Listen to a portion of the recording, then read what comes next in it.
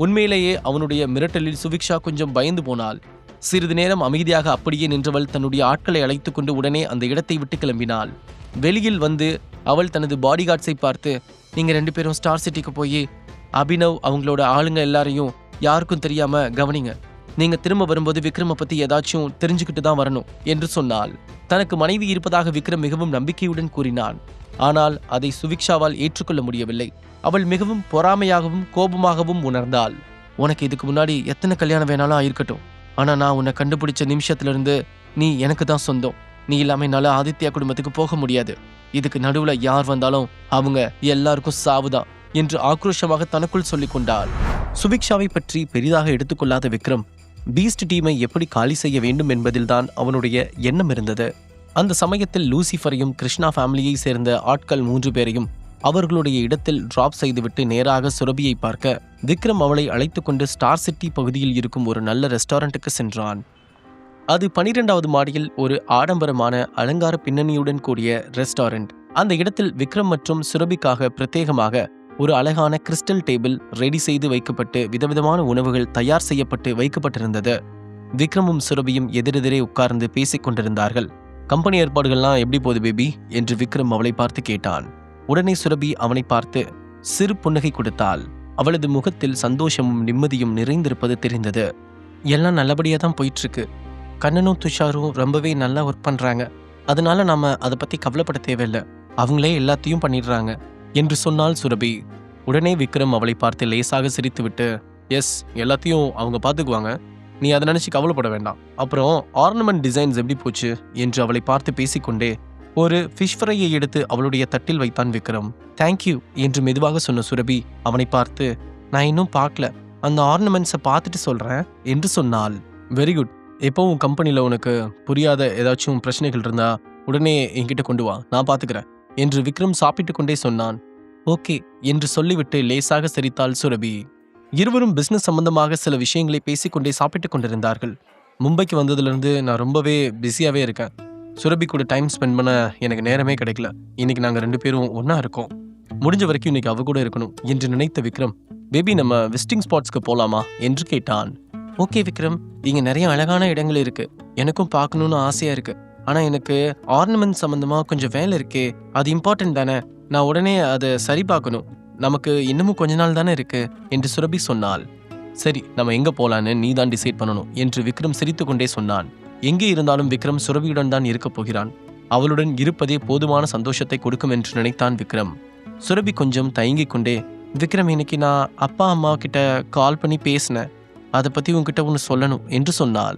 அதை கேட்டதும் விக்ரம் அவளை பார்த்து, அதே என் பேபி இப்படி தயங்குற, எதுவாக இருந்தாலும் சொல்லு, பரவாயில்ல என்றான். எனக்கு விஹான்னு ஒரு கசின் இருக்கா.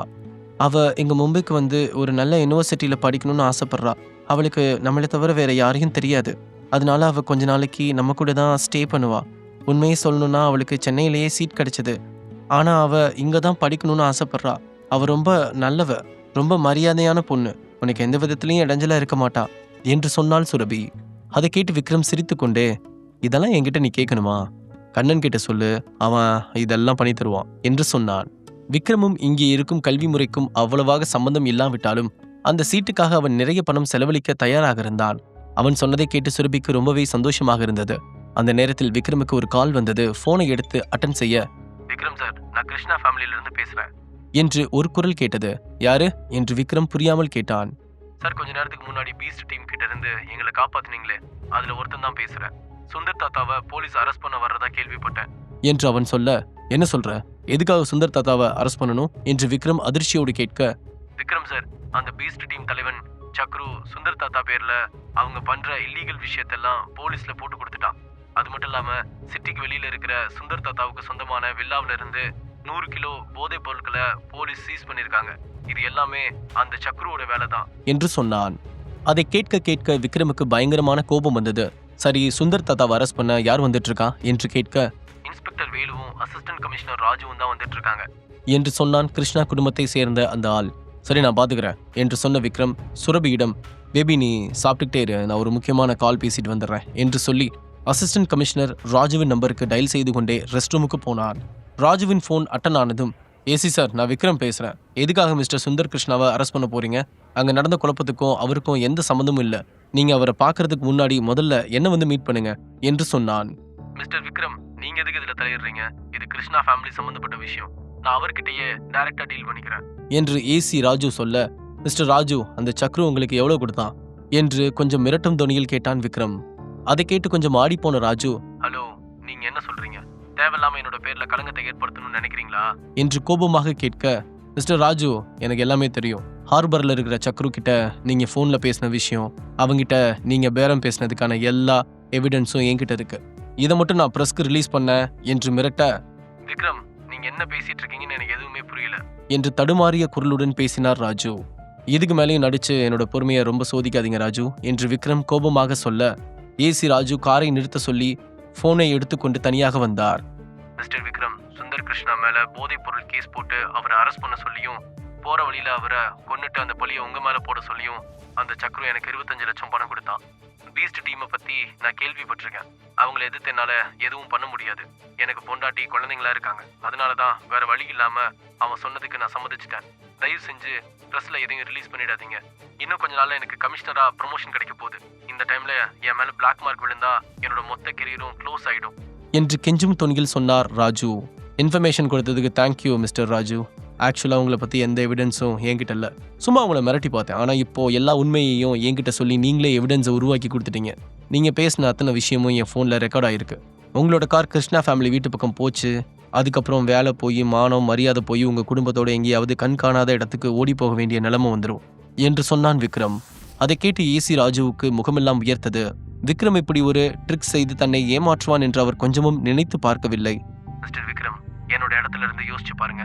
இப்போ இந்த மிஷன்ல இருந்து நான் பின்வாங்கினாலும் அந்த சக்ரு என்ன சும்மா விட மாட்டான். கண்டிப்பா என்னையும் என்னோட குடும்பத்தையும் கொன்றுவான். நான் இப்போ என்னதான் பண்றது என்று இயலாமையான குரலில் கேட்டார்.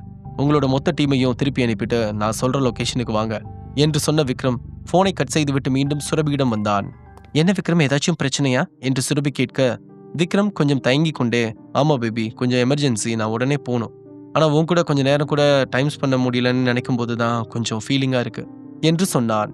அதை கேட்டு சுரபி சிரித்து கொண்டே, என்ன விக்ரம், என்ன நீ எந்த அளவுக்கு புரிஞ்சு வச்சிருக்கியோ அதுல பாதி கூடவா நான் ஒன்னும் புரிஞ்சுக்காம இருந்திருப்பேன். என் கூட நீ எப்ப வேணாலும் உட்காந்து டின்னர் சாப்பிடலாம். முதல்ல நீ போய் அந்த பிரச்சனை என்னன்னு பார்த்து முடிச்சு விடு. நான் இங்கிருந்து டாக்ஸி புக் பண்ணி போய்க்கிறேன் என்று சொன்னாள்.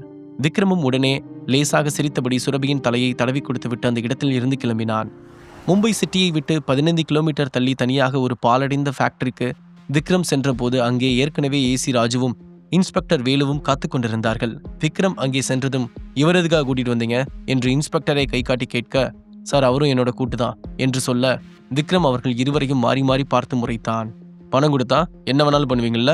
இந்த சொசைட்டில சுந்தர் கிருஷ்ணா தாத்தாக்கு எவ்வளவு செல்வாக்கு இருக்குன்னு உங்களுக்கு தெரியும்ல? நான் மட்டும் உங்களுக்கு கால் பண்ணாம இருந்திருந்தா 1 மணி நேரத்துல கிருஷ்ணா குடும்பத்தோட கதையவே முடிச்சு விட்டுருப்பீங்க என்று கோபம் கலந்த தொனியில் கேட்டான் விக்ரம். சார், என்னோட இடத்துல நீங்க இருந்தாலும் அதை தான் பண்ணியிருப்பீங்க. என்னதான் நாங்க போலீஸா இருந்தாலும் பவர் முழுக்க முழுக்க அவங்க கிட்ட தான் இருக்கு. அவங்களை எதிர்த்து எங்களால எதுவும் பண்ண முடியாது என்று சொன்னார் ஏசி ராஜு. சரி, அந்த 100 கோடி ரூபாய் சரக்கு இப்ப எங்க இருக்கு என்று கேட்க, ராஜு தூரத்தில் நின்றிருந்த ஒரு பழைய மாடல் ட்ரக் வண்டியை காட்டி, அதுக்குள்ளதான் சார் இருக்கு. எப்படி நீங்க கேட்பீங்கன்னு தெரியும், அதான் நாங்களே கொண்டு வந்துட்டோம். அதோட சுந்தர் கிருஷ்ணா சாருக்கு அகேனஸ்டா அவங்க கொடுத்த டாக்குமெண்ட்ஸும் இதுல இருக்கு என்று சொல்லி ஒரு ஃபைலை கொடுத்தார். விக்ரம் எந்த பதிலும் பேசாமல் அந்த ஃபைலை வாங்கி கொண்டு நேராக அந்த சரக்கு வண்டியிடம் சென்றான். வண்டிக்குள் இருந்த 100 கிலோ போதைப் பொருளை செக் செய்து பார்த்துவிட்டு இன்ஸ்பெக்டரிடம் கையை நீட்டி, சிகரெட் இருக்கா என்று கேட்டான். உடனே இன்ஸ்பெக்டர் வேக வேகமாக சிகரெட்டையும் லைட்டரையும் கொடுக்க, விக்ரம் சிகரெட்டை பற்ற வைத்துவிட்டு அந்த ட்ரக் வண்டியின் டீசல் டேங்கை திறந்து அதில் போட, அடுத்த நொடியே அந்த வண்டி வெடித்து சிதறியது. வண்டியோடு சேர்த்து மொத்த போதைப் பொருளும் எரிந்து நாசமானது. தனக்கு முன்னால் எரிந்து கொண்டிருந்த நெருப்பில் சுந்தர் கிருஷ்ணாவை பற்றிய டாக்குமெண்ட்ஸை எல்லாம் வீசி எல்லா எவிடன்ஸையும் முழுமையாக எரித்தான். அதை பார்க்கும்போதுதான் ஏசி ராஜுவுக்கு ஒரு விஷயம் புரிந்தது. கொஞ்சம் கூட யோசிக்காம இவன் சொன்னதை நம்பி இங்கே வந்து எல்லா எவிடன்ஸையும் அவங்ககிட்ட கொடுத்துட்டோமே. இப்போ எல்லாத்தையும் அவன் அழிச்சிட்டான். இனி என்னோட நிலைமை என்ன ஆகுறது? தேவையில்லாம 2 பேர்கிட்டையும் இப்படி வசமா மாட்டிக்கிட்டனே என்று தனக்குள் புலம்பிக் கொண்டார். அப்போது விக்ரமை பார்த்து, சார், இப்போ உங்களோட பிரச்சனை சால்வ் ஆயிடுச்சு, ஆனா எங்களோட பிரச்சனை என்று பயம் கலந்த ஏமாற்றத்துடன் கேட்டான் இன்ஸ்பெக்டர். விக்ரம் கொஞ்சம் யோசித்து விட்டு, அந்த பீஸ்ட் டீம் சக்ருவால உங்களுக்கு எந்த பிரச்சனையும் வராது, அதுக்கு நான் கேரண்டி.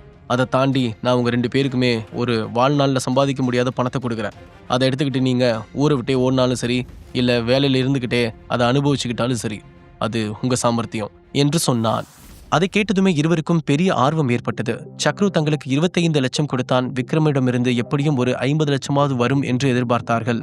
சார், எங்களை அந்த பீஸ்ட் டீம் கிட்ட மாட்ட வைக்காம நீங்க என்ன பண்ணாலும் அது எங்களுக்கு ஓகே தான் சார். நீங்க கொடுக்குற பணத்தை வாங்கிக்கிட்டு நாங்க போய்கிட்டே இருப்போம் என்று ஏசி ராஜு சொன்னான். உங்க 2 பேருக்கும் தனித்தனியா நான் 2 கோடி கொடுக்குறேன்.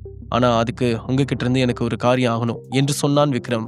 2 கோடி என்றதும் வாயை பிளந்த இருவரும், சார் என்ன சொன்னீங்க? 2 கோடியா? நாங்க என்ன பண்ணணும்னு மட்டும் சொல்லுங்க என்று ஆர்வத்துடன் சொன்னார் ராஜு.